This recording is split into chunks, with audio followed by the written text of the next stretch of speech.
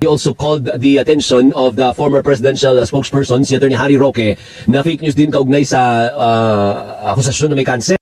Uy, ano ba? May cancer daw si Pangulo, sabi ni Harry Roque. Eh, ang kumakalat ngayon na nakikita ko, parang merong sugat dito si Harry Roque. Hindi ko ho alam kung kakasubo ng soup. No? Baka napaso ho si Harry Roque, kaya may sugat dito. Baka kung ano-ano isipin nyo. No? Alam ko, sasabihin nyo, Mark, sumupa. Oh. Soup yun, siguro napaso. Kaya natusok ng tinidor, kaya may sugat dit, may sugat diyan. Sabi ni Daisy Almenario, herpes siguro. Diverculitis daw, sakit ni PBBM. Yan ka na naman. O, wag na yung umano diyan. No, nagagalit yung founder ng Cerveza Force, no? Eh, kala mo bata. Pero tuloy. Ang presidente, actually sinagot na po yan ni Roque, nakita ko sa feed ko, lumabas din eh. Sabi niya, wala akong inaako sa tinatanong ko lang. Oo, sabi niya gano'n, Yusef. Style kasi ng mga DDS, style ng mga ano, no? Eto, nagtatanong lang naman po kami. Eh, kasi madali pong mauto yung mga DDS. Uy, ganito! Naku, may sakit. Oh, ganun yan sila. Namamaga ang tonsil ni Roque dahil na... Grabe kayo, ano? Kapag kayo talagang nabanggit, isang beses lang natin mabanggit si Harry Roque. Kung ano-ano na mga pinagkokomento nyo dyan. Oh, namamaga ang tonsil ni Roque kasi nabangga, no? Ano bumangga doon sa tonsil? Alangan naman yung kutsara umabot ng lalamunan. Umabot doon sa dito, yung kutsara, sobra naman sububo si Roque noon. Ano ibig sabihin ninyo diyan? Na Dali. Ang saya kapag kasi Roque yung nababanggit, ano? Ulitin ko. Ano ang ibig sabihin nyo dyan na nabangga ang tonsil ni Roque? Kung kutsara yun, grabe naman kayo. Oh, sabi ni Jim Ryan Corsino, baka nanubo na rat. Uy, grabe ka! Sumusubo ba yun si ano? Tigil na natin yan. Tuloy na natin si Atty. Claire Castro. Kayo? No, kaya ang saya ng mga vlog natin, mga boss. Ano? O, sige, tuloy natin si Atty. Claire. Ang pagdating Sandali lang! Sabi ni Carlito Clavio, 3218, nabangga ng troso si Roque. Diyos ko. Yung mga comment nyo talagang panalo. Naluluha ako sa inyo. Tuloy na natin si Atty. Si Atty. Claire Castro sa USEC. tanong, abogado naman siya, dapat ginagamit niya muna yung utak niya. Una, napanood niya ba ng buo yung video? Di ba kasi kung di niya napanood yung video, wala siyang karapatang magtanong. Kasi may video naman, di naman nakatago yung video eh. Nasa live stream naman yan eh. Pagtaas ng Pangulo ng dalawa niyang kamay habang kanan, kaliwa. Hindi kasi ang ipine-fake news nung kampo nila Harry Roque, mga kababayan, merong kumbaga merong bag si Pangulo dito at dun dumudumi na ang Pangulo. Na sinasabi naman ng Atty. Claire Castro, tinataas ka yung kamay, di sana lalabas ho yun. No? Maliit yung mga maliliit na mga bagay na magagawaan nila ng fake news. Gagawin nun nila, mga kababayan. Nakita tumaas yung kanyang polo barong eh. So, alam mo na nagsisinungaling ka. Di ba? Nagsisinungaling ka para makagawa ka ng... Sandali, may bago pa po ba sa mga DDS, Atty. Claire? Alam na natin na kapag kayo mga DDS, alam na natin ang galawan niya, Sir Chris Angel, magsinungaling at mag-fake news. Di ba, Takushi? Tuloy. So instead, kasi nakita naman niya tumaas yung kamay, kaya nga sasabi niya parang may nalukot na polo eh, yung polo ng Pangulo.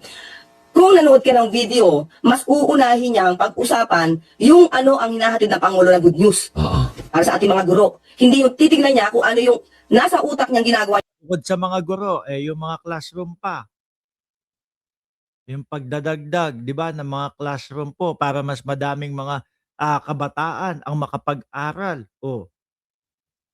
Di ho ba, mga bossing? Pero ang ginagawa nila, imbis na po ipakalat yung magandang balita at ginagawa ng Pangulo, ay hindi, sisiraan pa ho, mga bossing. Dahil nga atat na atat sila na matanggal si Pangulong Bongbong Marcos Dahil ho, mga kababayan, yun lang ata ang makakapag salba dito sa mga to. Chavit Singson, Roque, si Mike Defensor, si Leviste, 'di ba? Yun lang inaasahan nila, matanggal si Bongbong Marcos. Bakit to? Eh, yun lang ang tingin nila na pwedeng mahinto yung mga charges ho nila. Si Chavit, yung mga kalugar niya, black sand mining ang sinasabi sa kanya. Tsaka doon sa ano, kumbaga, yung mga kamag-anak niya. Kay Leviste naman, yung 24 billion na solar. Yung kay ano naman, yung kay Mike Defensor naman, yung mga quarry niya na malalaki daw ho, mga kababayan. Kaya ho, nakapokus sila sa pagpapabagsak kay Pangulong Bongbong Marcos. Na kapagka natsambahan at meron silang napapaniwala ho, mga bossing, ayun, iniisip nila laya na sila. Kasi ang papalit, Vice Presidente eh. Kaso ayaw ho, no? Ayaw naman ng mamamayang Pilipino kay Inday Sara Duterte eh. Kasi sino ba naman ang maniniwala doon sa mga survey, mga kababayan? Yung survey na tipong -3 daw si Pangulo o -4 daw si Pangulo. Samantalang si Vice Presidente lahat ng issue na patungkol sa kanya hindi sinasagot. Kaya walang maniniwala diyan sa survey na yan eh. Kanyang kwento para makapagbigay ng intriga. Hindi ba? Ay, ibig mo sabihin, Yusek, parang may mali siya. May mali siya yung pagkakatanong. Ibig mo sabihin. Si Roque. Lagi mahilig sa mga ganyan nuya, no? Ikaw ba naman, kasama mo si Ronil Yang doon sa bangka, sa barko. Na, tingnan natin kung mapapatopless natin si Ronil Yang. Siguro ho, mga kababayan, sa mga kapwa ko lalaki, walang aasta o walang magsasabi o walang magkakagusto na magpa-topless ng kapwa lalaki. Di ba? Kaya yung mga ano ni Roque talaga, ewan ko na lang. Puro, ay nako. Behave, Mark, behave. Tuloy. Yes, hindi mo kailangan tanungin kung napanood mo yung video.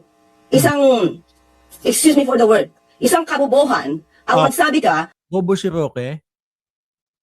Feeling ko, kapag yung mga naniniwala doon sa mga walang katotohanan, totoo naman ho, bobo ang tawag sa mga ganyang tao. Di ba mga DDS? Sabi ni Ma'am Princess Paris, live ba ito, Mark? Live na live po tayo, madam. Di ba ganyan mga DDS? Painan mo ng isang fake news, papaniwalaan agad.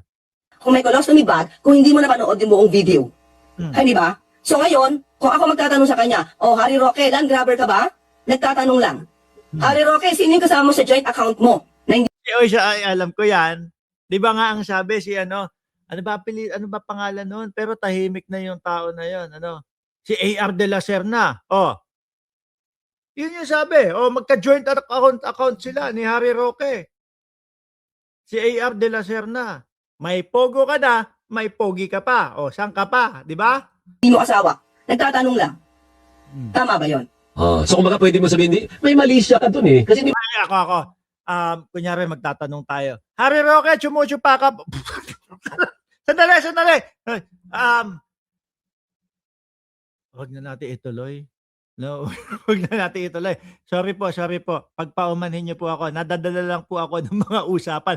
Kasi si Chaicher, ganyan po lagi yan eh. Lagi po akong kinukwento ng mga ganyan. Tuloy. Ano dapat tinatanong yun? Kaya hindi dapat ganun ang, tawag mo doon, hindi ganun dapat ang takbo ng tanong mo. Yun ang gusto mo sabihin, Yusek. Oo. Kasi kita mo naman yan, kung halimbawa, picture lang yan. At, hindi, pero may tanong ako sa inyo. Tingin niyo si Roque, sumusubo yan. Sumusubo ng hotdog. Masarap. Tender juicy hotdog ko, masarap.